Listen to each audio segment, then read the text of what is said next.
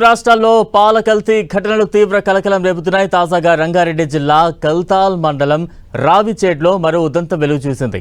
శ్రీశైలం గౌడ్ అనే ఓ ఏజెంట్ రైతుల నుంచి పాలు సేకరించి వాటిలో కృత్రిమంగా తయారు చేసిన మిల్క్ ను మిక్స్ చేసి వివిధ డైరీలకు సరఫరా చేస్తున్నాడు. రసాయనిక పదార్థాలను వాడి పాలు లాంటి ఓ మిశ్రమాన్ని తయారు చేస్తున్నాడు. ఈ మిశ్రమంలో షుగర్, ఉప్పు ద్రావకాలను కలిపి రైతుల నుంచి సేకరించిన పాలలో మిక్స్ చేస్తున్నాడు. ఈ విధంగా పాల క్యాన్లు సిద్ధం చేసి వివిధ డైరీలకు సరఫరా చేస్తున్నాడు శ్రీశైలం గౌడ్.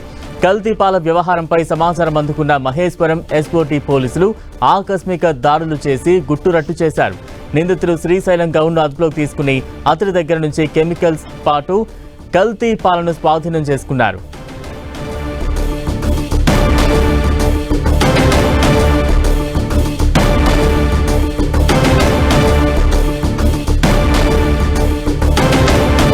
కల్తీపాల గుట్టు రట్టు చేశారు అధికారులు. తాజా అప్డేట్స్ అందించేందుకు మా ప్రతినిధి కిరణ్ సిద్ధంగా ఉన్నారు. కిరణ్, రంగారెడ్డి జిల్లా కడతల్ మండలం రావిచేడు గ్రామంలో కల్తీపాలు తయారీ ఘటన వెలుగులోకి వచ్చింది. పక్కా సమాచారంతో మహేశ్వరం ఎస్ఓటీ పోలీసులు ఆకస్మిక దాడులు చేయడంతో కూడా రావిచేడు గ్రామంలో కల్తీపాలు తయారు చేస్తూ ఇటు డైరీ ఫామ్లకు విక్రయిస్తున్న శ్రీశైలం గౌడ్ అనే ఏజెంట్ ని ఎస్ఓటీ పోలీసులు అరెస్ట్ చేశారు.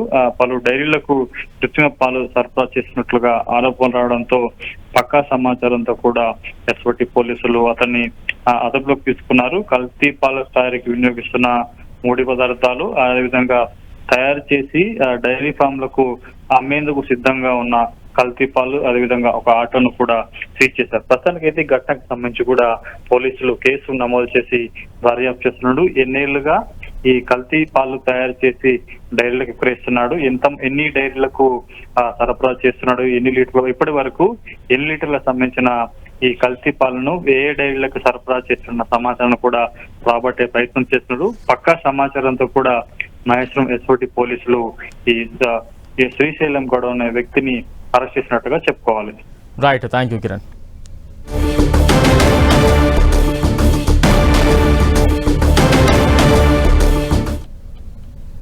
ఈ అనగోని శ్రీశైలం అనే ఒక వ్యక్తి అక్కడ పాలకేంద్రం నడుపుతా ఉన్నాడు.